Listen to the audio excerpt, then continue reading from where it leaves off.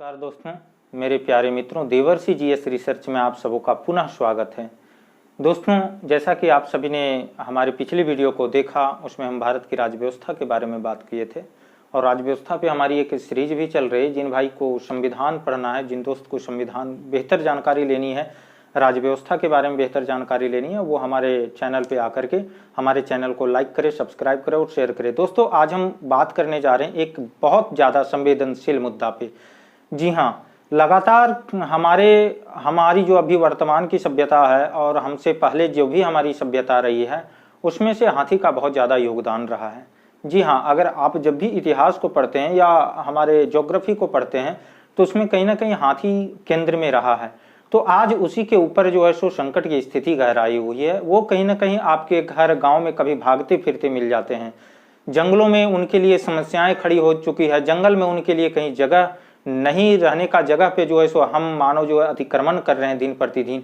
तो आइए आज हम जानने की कोशिश करेंगे कि क्यों हाथी पे इतनी ज्यादा संकट गहराई हुई है और हाथी के साथ साथ मानव के बाद अन्य सभी जितनी भी प्रजातियां हैं सबके ऊपर कहीं ना कहीं संकट आ चुका है। और इन पे संकट आना कि हम मानवों पे संकट आ चुका है। आज आप जो देख रहे हैं अर्बन फ्लड, मतलब शहरी बाढ़, और आज जगह जगह पे कहीं सूखा की स्थिति है तो कहीं बहुत ज्यादा बारिश है। इसका मुख्य कारण क्या है कि हम कहीं ना कहीं प्रकृति के साथ खिलवाड़ कर रहे हैं। तो उसी में से एक बात हम करने वाले हैं आज हाथी को लेकर के। जी हाँ, तो आइए जानते हैं कि हाथी के लेकर के क्या संकट है।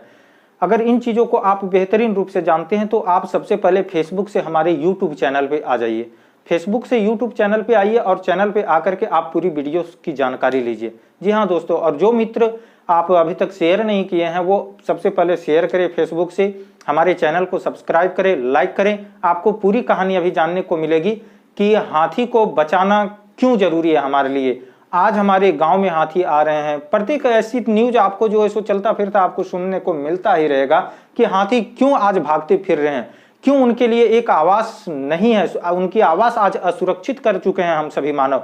तो इन सारी कारणों को जानने के लिए आप हमारी चैनल पे आइए, यूट्यूब पे आइए और आकर के देवर्षि जीएस रिसर्च को सेलेक्ट कीजिए, वहां से सब्सक्राइब कीजिए और अन्य मित्रों को शेयर कीजिए। जो भी मित्र हमारे फेसबुक पे देख रहे हैं वो सबसे पहले यूट्यूब पे आ जाइए। जी हाँ, आपको पूरी कहानी अभी बताई जाएगी और ऐसी कहानी बताई जाएगी हाथी के बारे में कि हाथी और मानव संघर्ष के बीच की कहानी क्या है, जो शायद हम अभी तक आप नहीं सुने होंगे।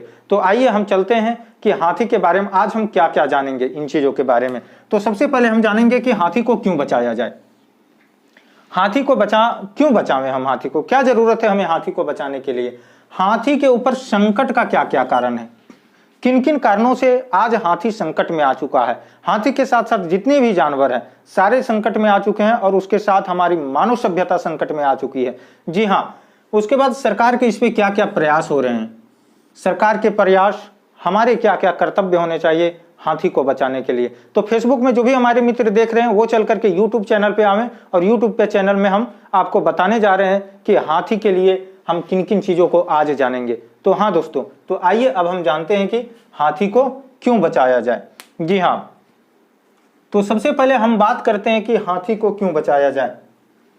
ये टॉपिक हमारे जो भी दोस्त सिविल सर्विस की तैयारी कर रहे हैं, सिविल सर्विस की तैयारी कर रहे हैं, एसएससी, जेएसएससी और सारे मित्रों के लिए एक बहुत गंभीर टॉपिक है। इससे लगभग सवाल आते हैं हमारे, तो इसको आप नोट करते जाएंगे। हाथी के बिना हमारे पास क्या क्या नुकसान हो सकते हैं, किस तरह से हमारे सामने समस्याएं खड़ी हो सकती है।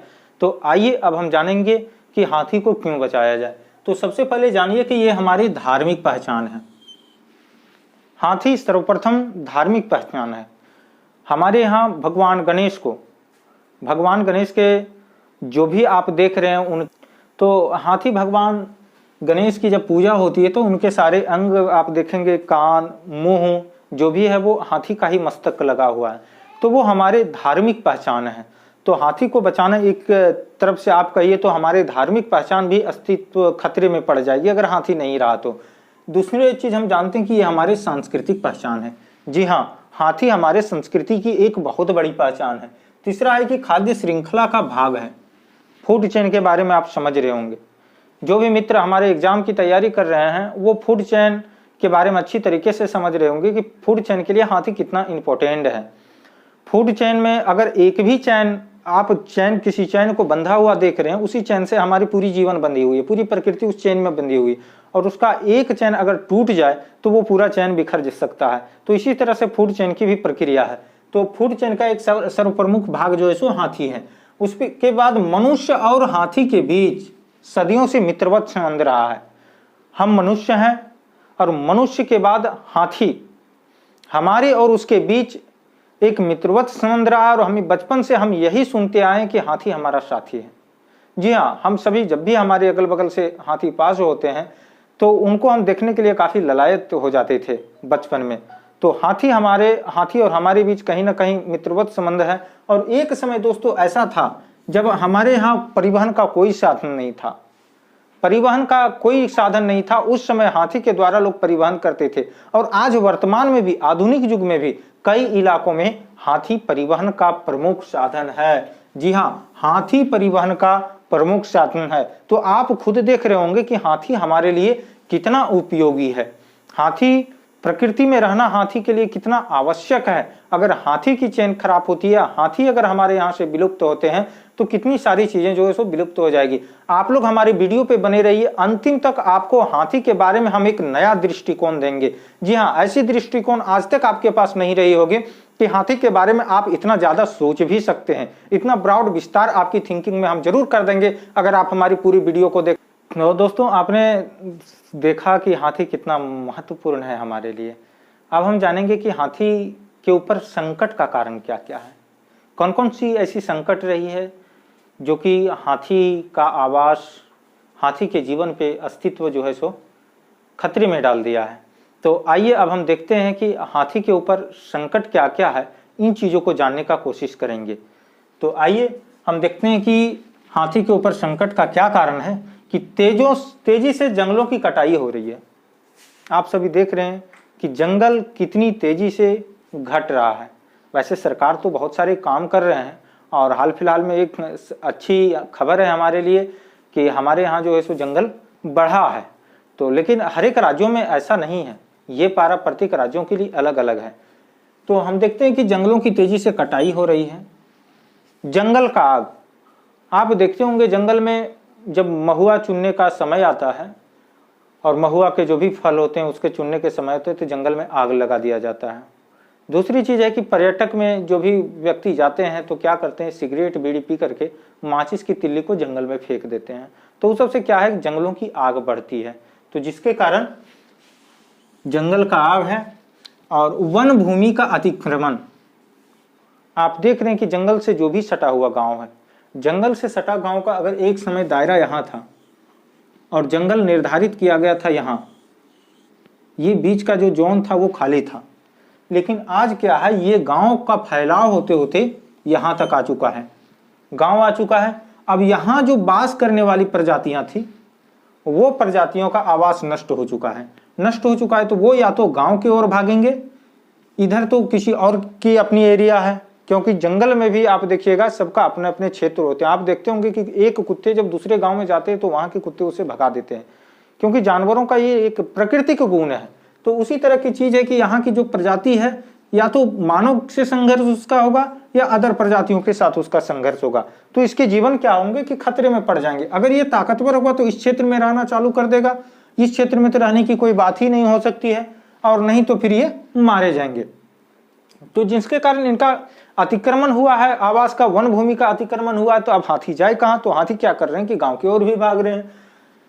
आवास का नष्ट होना, लगातार आप देख रहे हैं कि जलवायु परिवर्तन हो रही है, और जलवायु परिवर्तन, क्लाइमेट चेंजिंग के कारण हमारे यहाँ जो है सो मौसम का परिवर्तन लगातार बना हुआ है।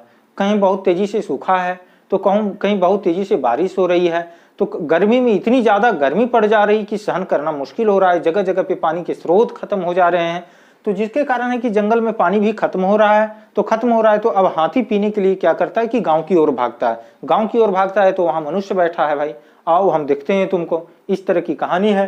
तो लगातार पानी भी कम हो रहा है, उसका चारागाह भी कम होना। जब अतिक्रमण उसके क्षेत्र का हो रहा है तो चारागाह तो कम होगा ही होगा। मानव और हाथी के बीच संघर्ष का बढ़ना, मानव और हाथी के बीच संघर्ष, तो ये जितनी सी सारी कहानियां ये आपसी संघर्ष ही पैदा कर रहा है। हमारे बीच और हाथी के बीच जो संघर्ष पैदा हो रहा है, इसके कारण उसका जीवन भी खतरे में आ चुका है। उसके बाद है हाथी गलियारों में बढ़ता मानवीय हस्तक्षेप। आप देख रहे हैं कि सरकार हाईवे बना रही है, हाईवे बना रही तो उसे पास कहां से किया जा रहा है? बीच जंगल से पास किया जा रहा है। रेलवे ट्रैक बन रहे हैं, बीच जंगल से पास किए जा रहे हैं। कितनी हाथियां रेलवे ट्रैक में कट करके मर जाती है। आपको तरह तरह का न्यूज मिल रहा होगा सुनने का, मोबाइल में आप वीडियो इस तरह का देखते होंगे कि हाथी मारा गया है। तो जब हाईवे बन रहा है तो हाईवे में क्या किया जाता है कि जो जंगल क्षेत्र होता है उसके दोनों क्षेत्रों को, दोनों साइड को ऊंचा कर दिया जाता है। ऊंचा कर दिया जाता है तो हाथी का अपना एक गलियारा होता है। सभी जानवरों के एक अपने रास्ते होते हैं। हमारे कैसे अपने रास्ते हैं? हमें जब अपने घर से लेकर के किसी दूर शहर में जाना होता है तो हमारे लिए एक निश्चित भूभाग, एक निश्चित रास्ता बना हुआ, उसी रास्ते में हम, तो उसी तरह हाथी का भी अपना एक गलियारा होता है। और उन गलियारों में क्या किया है कि रास्ता बना दिया गया है। तो कभी बसें जा रही है, कभी कुछ जा रहे हैं, तो उससे भी हाथी को जो है सो खतरा पैदा हो चुका है। कभी कभी आप देखते होंगे कि हाथी बड़े बड़े हाईवे पे घूमते हुए मिल जाते हैं। हाल फिलहाल मैं एक वीडियो देख रहा था जिसमें कि हाथी की एक झुंड थी, उसमें से कुछ बच्चे थे। अब वो जो हाईवे के किनारे वो जो दीवार दिए हुए थे उसमें तो बड़े हाथी चढ़ गए, लेकिन छोटे उनके बच्चे नहीं चढ़ पा रहे थे। इसके कारण उसकी झुंड जो है सो बहुत परेशान थी। तो ये सब जो है सो उनकी गलियारे में हस्तक्षेप नहीं होना चाहिए। उनका गलियारा कम से कम, भाई जिसके लिए प्रकृति जो निर्धारण कर चुका है, आप अपनी स्वार्थ के लिए उनकी आवाज को मत छीनो, उनके जीवन को खतरे में मत डाल दो। तो उनकी गलियारे के लिए भी जो है सो एक समस्या पैदा कर दिया है। हाथी दांत हेतु स्वीकार होना।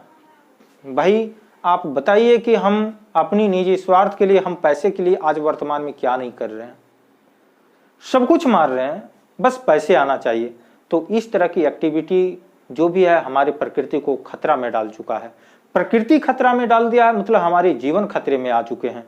तो लोगों को जो है सो इसे कंट्रोल करना चाहिए। पैसे और जगह से कमाए जा सकते हैं, लेकिन आप प्राणियों पे दया करो, तभी आपकी जीवन भी सुरक्षित रहेगी। अन्यथा आप अगर किसी प्राणी की जीवन खतरे में आती है तो आपका जीवन निश्चित है खतरे में आ जाएगा। और आप वर्तमान परिदृश्य तो देख रहे हैं ना, हमारी आंखों के सामने है। और इसका मुख्य कारण है कि ये जलवायु परिवर्तन का ही कारण है। और इस तरह से कई एक रोग आते रहेंगे हमारे बीच। तो हम देखें कि हाथी दांत हेतु जो है सो हाथियों का शिकार किया जाता है। उनकी दांत बहुत कीमती दाम में बिकते हैं, जिसके कारण हाथी मार दिया जाता है। तो आइए अब हम देखते हैं कि हाथी के लिए सरकार के प्रयास क्या क्या किए जा रहे हैं। उसके बाद हम देखते हैं कि तारबंदी। किसान क्या करते हैं, अपनी फसल को बचाने हेतु अपने खेत में जब फसल उनके लगाए जाते हैं और जब हाथी आते हैं तो वो तारबंदी कर देते हैं। और तारबंदी करते हैं तो उसमें क्या करते हैं, कहीं कहीं पे उसमें करंट लगा दिया जाता है। करंट लगा दिया जाता है, उसमें हाथी आते हैं, फंसते हैं और फंसकर मृत्यु हो जाती है। कुछ तार इतने मजबूत होते हैं कि उसमें ऐसे जगह पे हाथी को फंसाया जाता है कि उनका सबसे जो कमजोर पार्ट है उसमें फंस करके उनकी मृत्यु हो जाती है। तो एक हो है कि किसानों द्वारा जो है सो फसल बचाने हेतु जिसमें फंसकर उनकी मृत्यु हो जाना, और दूसरा है रेलवे ट्रैक पे आ जाना।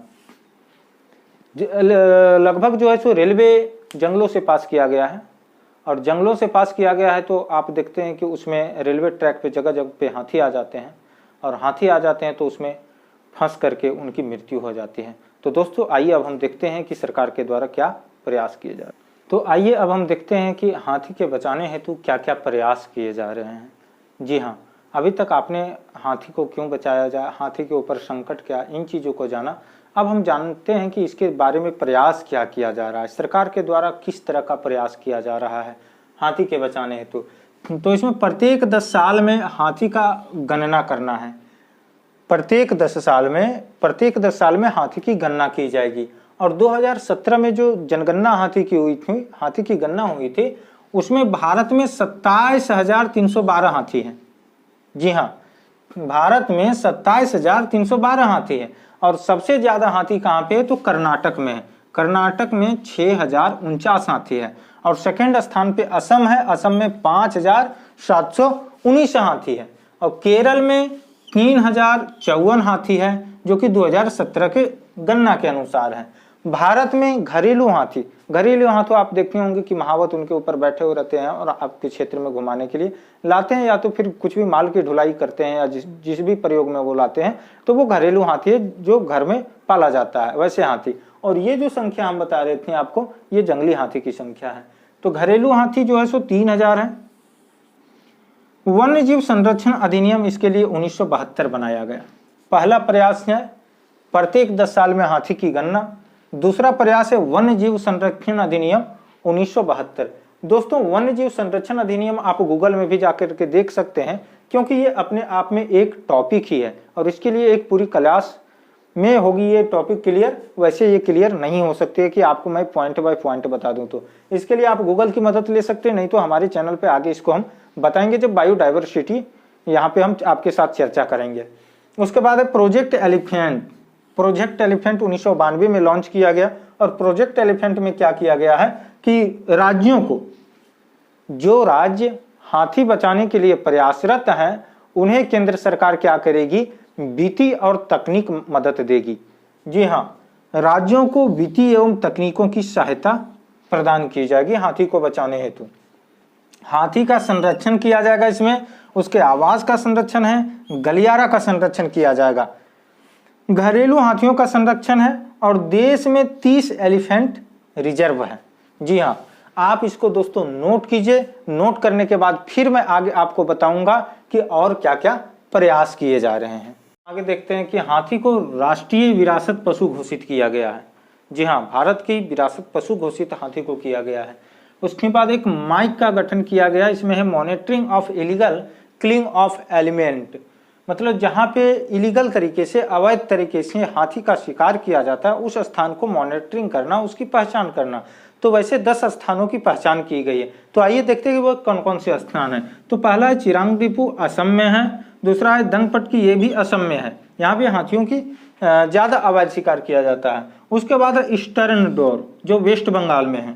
चौथा है डिमोली, जो अरुणाचल प्रदेश में है। उसके बाद गारो हिल मेघालय में, मयूरभंज उड़ीसा में, मैसूर कर्नाटक में, 8वां नीलगिरी तमिलनाडु है, 9वां शिवालिक उत्तराखंड है और 10वां वायनाड केरल है। तो ऐसे 10 स्थान को पहचान किया गया है भारत में जहां पे हाथियों का अवैध शिकार बहुत ज्यादा किया जाता है। जी हाँ, तो उसके लिए गठन माइक का किया गया है। उसके बाद हाथी को राष्ट्रीय पशु घोषित किया गया है, राष्ट्रीय विरासत पशु घोषित किया है। और दोस्तों याद रखिए, इसे साइट्स की अनुसूची 1 में शामिल भी कराया गया है हाथी को। अब इस साइट्स 1 के बारे में आपको बेहतर रूप से हम बताएंगे। अभी तो आपको जो है सो गूगल से देख लेना चाहिए कि साइट्स 1 क्या होता है, कौन कौन से जो है सो उसमें जीवों को शामिल किया गया है।